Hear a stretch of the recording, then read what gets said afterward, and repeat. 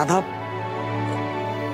मला तुला काय आणि कसं सांगू हे कळत नाहीये, पण मनात काहीतरी होतंय. म्हणजे मला असं वाटतंय की नियतीच्याच मनात असेल आपलं भेटणं आणि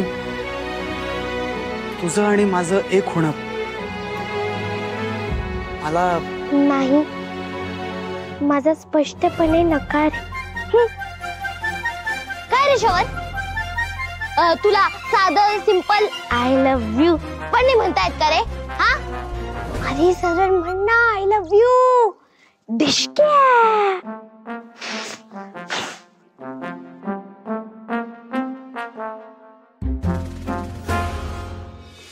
राधा जवळ जायचं, तिला पाहायचं, आय लव्ह यू म्हणायचं. राधा जवळ जायचं, तिला पाहायचं, आय लव्ह यू म्हणायचं.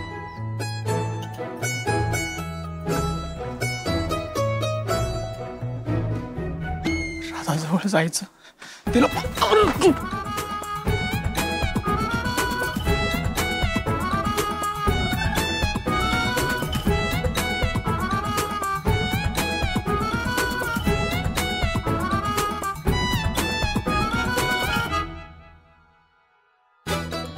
राधा.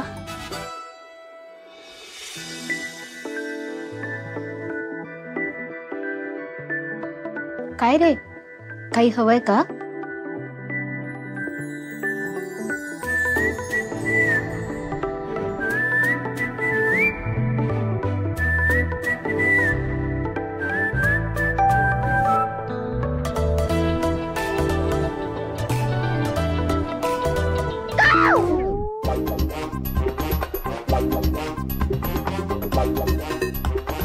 विराजस, अरे काय विचारते मी, काही हवंय का तुला?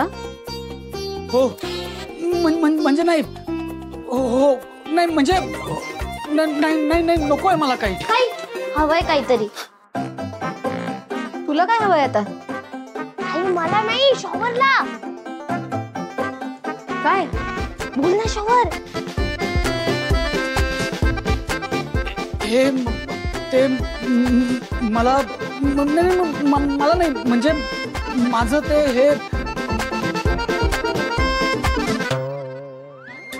म्हणजे माझं ते काय, पोट दुखतंय का तुझं? हा हा हा, पोटात दुखतंय खूप. थांबा, मी औषध आणते.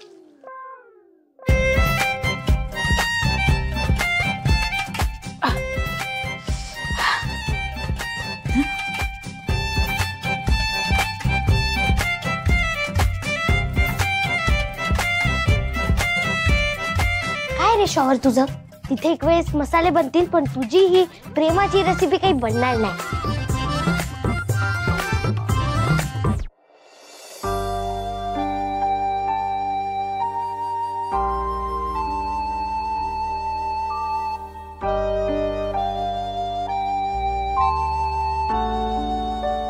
वा, उत्तम चाललंय.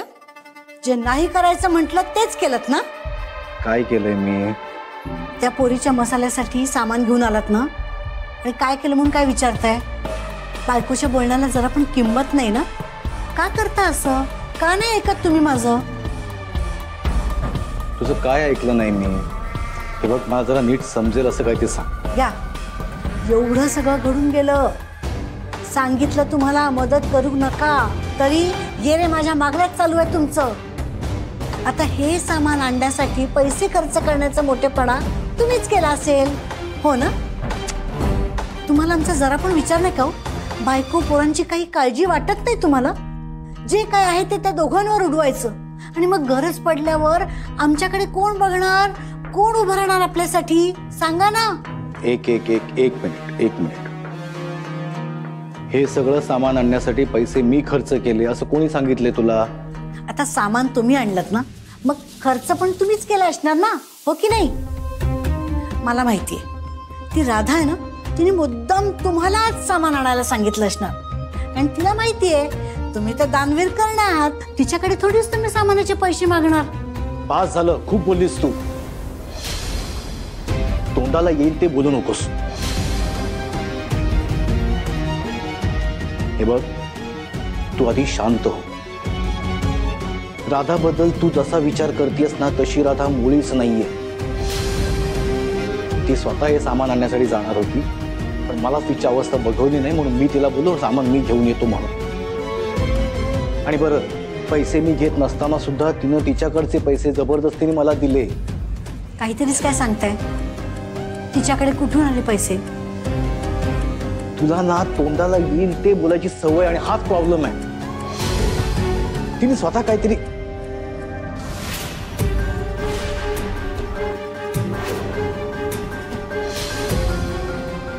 अहो, कुठे हरवलात? मी काय विचारते सांगा ना. तिच्याकडे पैसे कुठून आले? तिने स्वतः जमवले कुठून तरी, मला काय माहित आता. हो, पण कुठून कुठून जमवले? कोणी दिले तिला पैसे? तेवढ्या खोलात मी शिरलो नाही आणि मला असं वाटतं तू देखील तेवढ्या खोलात जाऊ नयेस. राधा तिला स्वतःला सिद्ध करण्यासाठी, बिराजदारांची अब्रू वाचवण्यासाठी झटतीये, प्रयत्न करतेय. तिला क्षुल्लक मदत पण करायला नको का आपण? हे असं उलट्या काळजाचं वागणं मला जमत नाही आणि जमणारही नाही. राधाबद्दल असा चुकीचा विचार किमान आपण तरी करायला नको असं मला वाटतं. म्हणजे राधाला जसं या घरात अनाथ होऊन वागवलं जातं ना, आपली अवस्था तीच आहे. राधा हीच अवस्था बदलण्याचा प्रयत्न करते. किमान आपल्यासारख्यांना या घरामध्ये माणूस म्हणून वागवलं जावं यासाठी झटतीये, धडपडतीये. हे बघ, तुला तिला सपोर्ट करता येत नसेल ना तर करू नकोस, पण किमान तिच्या मार्गात अडचण तरी निर्माण करू नकोस. हे बघ बाई, मी तुझ्या पाया पडतो, हात जोडतो. अनाथ म्हणून अपमान केला जाणार तिला जेव्हा या घरची सून म्हणून ओळख मिळेल ना, तेव्हा या घरात आपली ही किंमत वाढेल. जमलं तर तिला सपोर्ट कर प्लीज.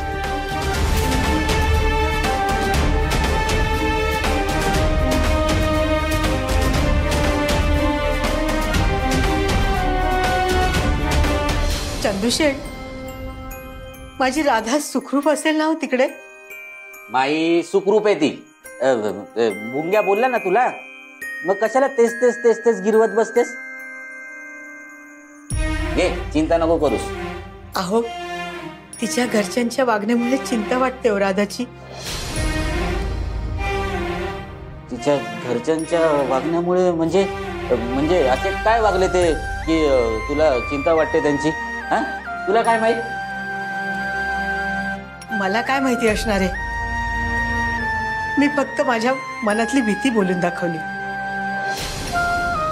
कसं ना चंदूशेठ, एखाद्या मुलीची लग्नगाठ नवऱ्या मुलाशी बांधली जाते, पण तिचा संबंध नवऱ्याच्या संपूर्ण कुटुंबाशी जुळला जातो. आपली राधा तिथे सगळ्यांशी जुळवून घेण्याचा प्रयत्न नक्कीच करीत असेल, पण त्या लोकांना तिच्याशी नसेल जुळवून घ्यायचं तर? तिच्या घरच्यांनी जुळून घेतलं नसेल असं का वाटतं तुला? कारण राधाचं लग्न झाल्यापासून तिच्या घरातलं कुणीही एकदाही आपल्याशी बोलायला आलं नाही. दोन जीवांचं लग्न होत असलं तरी दोन कुटुंब एकमेकांशी जोडले जातात. राधाच्या घरच्यांना एकदाही आपली विचारपूस करावीशी वाटली नसेल. चंदूशेठ, तुम्ही काही म्हणा, पण माझ्या मनात सारखा प्रश्न पडतोय, आपली राधा तिथे खुश असेल ना? राधाला विचारावं तर ती खरे बोलेल की नाही शंकाच आहे, पण तरीही मुलीच्या मनाचा तळ तर घ्यावाच लागेल. म्हणजे तू काय करणार आहेस माई? मी राधाशी फोनवर बोलणार आहे. फोन फोन नको. नाही नाही, फोन नको. चंदूशेठ, तुम्ही लावून द्याला फोन तिला. नाही, फोन नाही, नको. हे बघा, बोलू नका, आधी फोन लावा. अगं माई, ती कामात असेल ना. हे बघा चंदूशेठ, तुम्हाला राधाची शपथ आहे, लावा फोन. तू ऐकतच नाही, ती पणा करतेस. काय झालं का शपथ देते राधाची. लावा लवकर. थांब जरा, लागू. लावताय ना? हा, हे घे घे, स्पीकर वर आहे बघ. कुठे?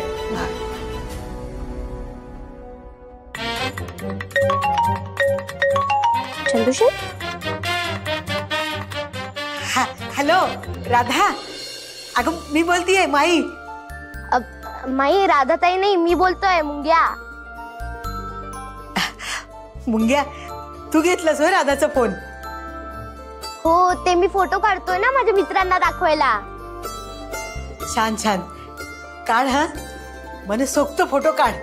हा आणि काय मिरवायचं ते मिरव तुझ्या मित्रांमध्ये. हा.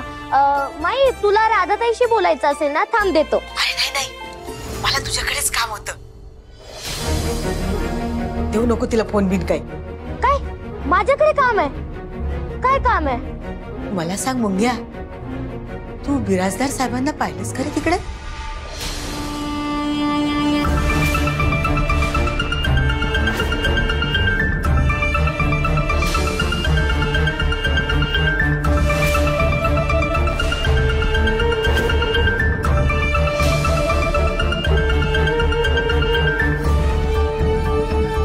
काय रे, कुणाशी बोलत होता? ती आमची माई आहे ना, तिच्याशी बोलत होतो. माईंशी? कशा आहेत रे त्या? अरे मुंग्या बोल ना, कुणाचा आवाज आहे? अगं माई, त्या इकडच्या आजी आहेत ना, त्या आहेत. बोल. अरे तो कशाला सांगतोय, दे मीच बोलते.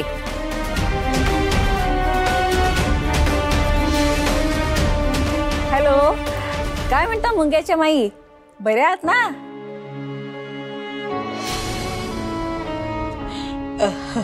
हो हो हो. आवाज येतोय ना? बोल ना. आपलं बोलणं झालं नाही कधी, पण तुम्हाला भेटायची इच्छा आहे. नाही म्हणजे आपली सोयरीक असून सुद्धा आपली कधी गाठभेटच झाली नाही ना. अहो, एकमेकांशी बोलणं नाही हे जरा विचित्रच आहे ना. पण मी खरं सांगू का, मी आता तुम्हाला ठरवून भेटायला येणार आहे. आणि हो, बोलायचं म्हणून बोलत नाही हा. मुंग्याला सोडायला येईल तेव्हा बोलूच, म्हणजे भेटू आपण. हा, सोयरीक जुळली आहे तर आपण जपायला सुद्धा हवे ना. हो. आणि मी काय म्हणते, हॅलो, कट झाला वाटतं. झालं.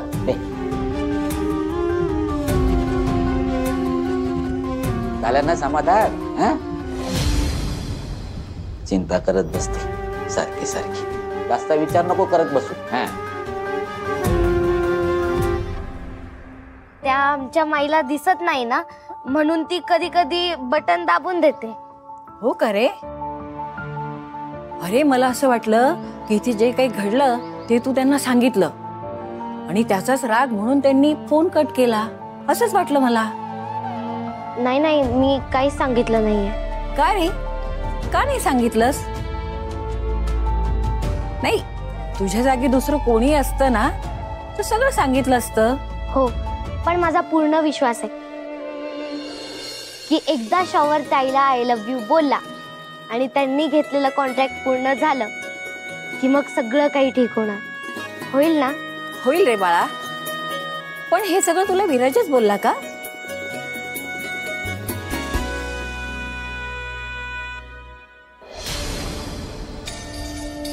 राजवीर, अरे तुझ्या बाबांना त्या राधाला पैसे देण्यापासून मी थांबवलं, पण तरी सुद्धा तिने पैसे मॅनेज केले. अगं पण कसं काय? अरे तेच तर कळत नाहीये. मला वाटलं होतं मी तुझ्या बाबांना थांबवलं तर त्यांचे पैसे अरेंज नाही होणार, पण तिने आता मसाल्याचं सामान पण घरात आणलंय. आपल्या मनासारखं काहीच होत नाहीये रे. हो ना, मग आपण आता काय करायचं? बॅग भरायची.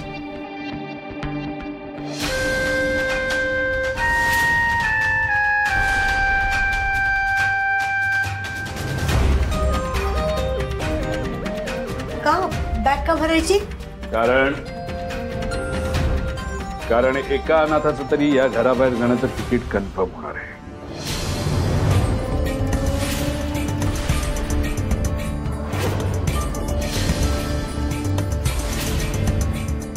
म्हणजे नक्की कोण घराबाहेर जाणार आहे? ठाण्याला शब्दाचा मार्ग कळतो, पण तुमच्याकडे तेवढंही शहाणपण नाही, त्याला मी काय करणार? स्पष्ट सांगतो, तू या घराबाहेर जाणार आहेस. का? मी काय केलंय भाऊजी? तू काहीच केलं नाहीस ना, हाच तर प्रॉब्लेम आहे. नाही हो, मी ते त्या भिकारड्या पोरीचं कॉन्ट्रॅक्ट पूर्ण होऊ द्यायचं नाही असं सांगितलं होतं ना. मग तरी सुद्धा तिने एवढं मसाल्याचं सामान कुठून आणि कसं आणलं? भाऊजी तेच तर कळत नाहीये, त्याचा शोध घेते मी. कधी शोध घेणार होता? त्या पोरीनी माझ्या नाकावर किचून कॉन्ट्रॅक्ट मिळवल्यानंतर तिला कुठूनही पैसे मिळणार नाही याचा बंदोबस्त करा असं तुम्हाला सांगितलं होतं ना. काय झालं त्याचं? काय झालं? त्या पोरीकडे पैसे कुठून आले? मी तर राजवीरच्या बाबांना पैसे देण्यापासून थांबवलं होतं आणि त्यांनी पैसे दिले नाहीत हे मी खात्रीने सांगू शकते. पण तरी सुद्धा तिने कसे पैसे जमवले, कुठे दरोडा टाकला, कसं सगळं मसाल्याचं सामान आणलं, काहीच कळत नाहीये. कसं आहे, तिने मसाल्याचं सामान तर आणलंय, पण आता जर तिला मसाला बनवण्यापासून अडवलं नाहीत ना, तर तुमच्यासारखे अनाथ कुठे फेकले जातील ना याची कल्पना सुद्धा तुम्ही करू शकणार नाही. खरं तर तुमच्यासारख्या अनाथांना मला किड्या मुंग्यांसारखं चिरडायला आवडतं. पण तरी सुद्धा मी तुम्हाला इथे फुकट पोचतोय हे तुमच्यावर माझे उपकार समजा. हल्लेल्या मिठाला जागा, नाहीतर मला तुम्हाला तुमची जागा दाखवावी लागेल. जर ही त्या पोरीला मसाला बनवण्यापासून रोखू शकली नाही ना, तर त्या पोरी आधी यांचं सामान बाहेर फेकायचं. कळलं सुमित?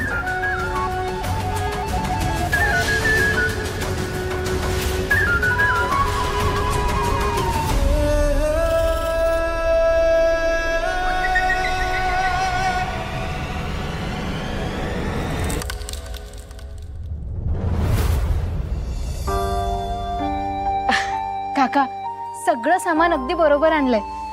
थँक्यू. तुमची खरंच खूप मदत झाली आम्हाला. अगं वेडी आहेस का? थँक्यू काय म्हणतेस तू? मी फक्त माझं काम चूक केलं. या विराजसने त्याला सांगितलेलं काम केलंय का?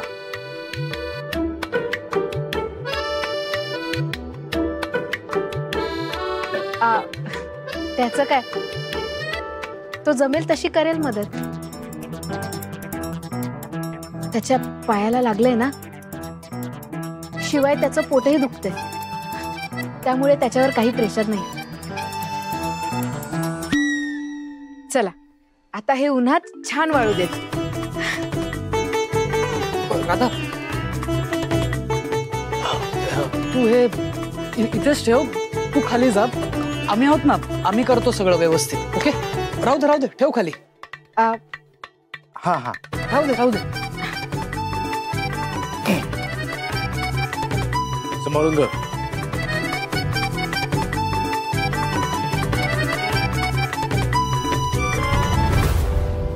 तू नाही ना बोलला तिला अजून?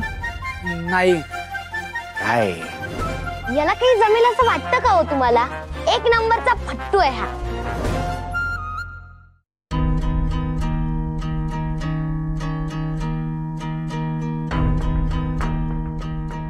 राजवीर, बघितलंस, इथे मसाले वाळत घालते. राधाला तुम्ही कधी मसाले बनवूनच देणार नाहीयेत. तिचं मसाले बनवण्याचं स्वप्न आहे ना, त्याच्यावर कायमचं पाणी फेरायचं आपल्याला. अगं पण कसं?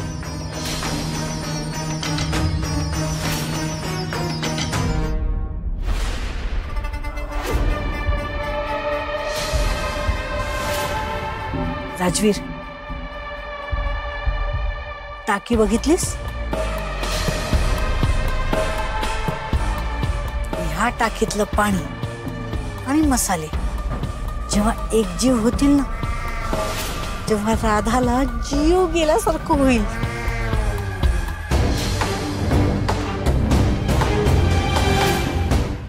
ए फट्टू काय फट्टू, जीवच जायची वेळ आली आहे माझ्यावर. तिच्यावरचं प्रेम व्यक्त करताना मला घाम फुटतो. तुम्हाला बोलायला काय जातं? मग तू काय करणार आहेस, कसं जमवणार आहेस?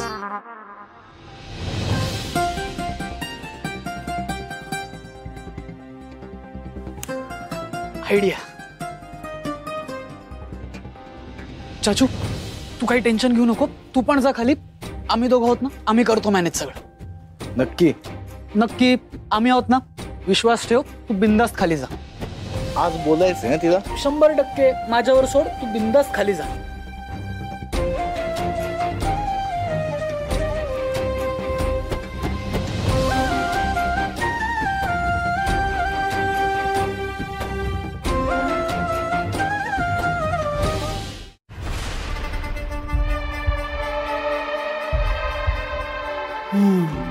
आता बघू राधाचे मसाले उन्हात कसे सुकतात ते.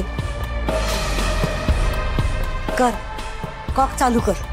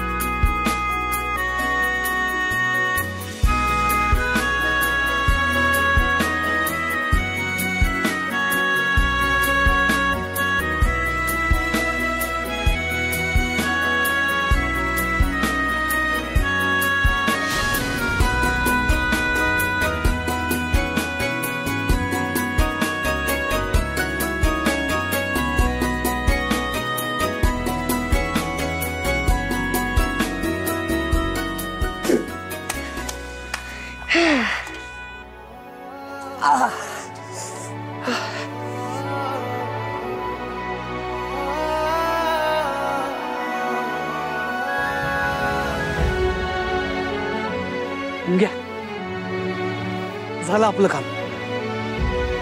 आता राधाला इथे घेऊन येतो, तिला हे दाखवतो. म्हणजे कसं मला बोलायची तसदी घ्यावी लागणार नाही, है की नाही?